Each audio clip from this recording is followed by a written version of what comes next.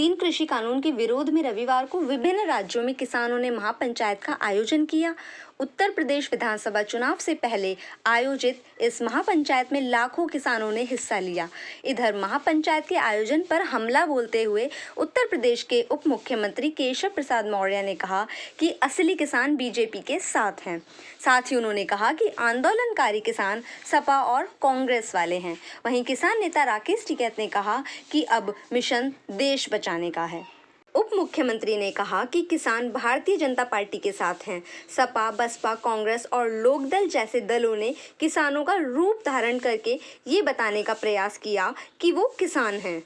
लेकिन जो राजनीतिक दल हैं उनसे मैं यही कहूँगा कि अगर उनमें हिम्मत है तो 2022 के विधानसभा चुनाव आने वाले हैं। इधर किसान नेता राकेश टिकैत ने कहा कि सेल फॉर इंडिया का बोर्ड देश में लग चुका है और जो देश बेच रहे हैं उनकी पहचान करनी पड़ेगी और बड़े बड़े आंदोलन चलाने पड़ेंगे।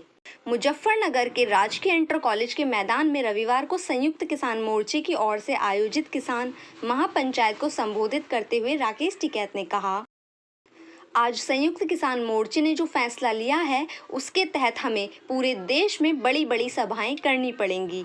अब ये मिशन केवल उत्तर प्रदेश और उत्तराखंड का मिशन नहीं, अब ये मिशन संयुक्त मोर्चे का देश बचाने का मिशन होगा।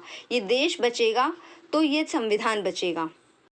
लड़ाई उस मुकाम पर आ गई है और जो बेरोजगार हैं ये लड़ाई उनके कंधों पर है। उन्होंने कहा, हमें फसलों पर एमएसपी की गारंटी चाहिए। प्रधानमंत्री ने कहा था कि 2022 में किसानों की आय दोगुनी होगी और 1 जनवरी से हम दोगुने रेट पर फसल बेचेंगे। हम जाएंगे देश की जनता के बीच में और पूरे देश में संयुक्त किसान मोर्चा आंदोलन करेंगे।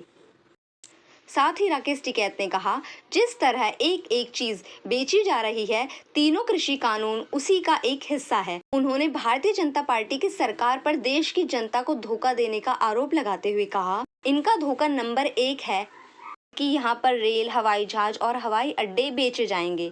धोखा नंबर 2, बिजली बेचकर निजीकरण करेंगे।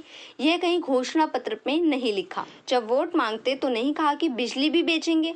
उन्होंने आरोप लगाया ये सड़क बेचेंगे और पूरे सड़कों पर टैक्स लगाएंगे और राजकीय राजमार्ग के 500 मीटर तक कोई चाय की गुमटी भी नहीं लगा सकता। देखना ये क्या क्या चीज़ बेच रहे हैं। सेल फॉर इंडिया का बोर्ड देश में लग चुका है। ये LIC, बड़ी कंपनी, बैंक सब बिक रहे हैं।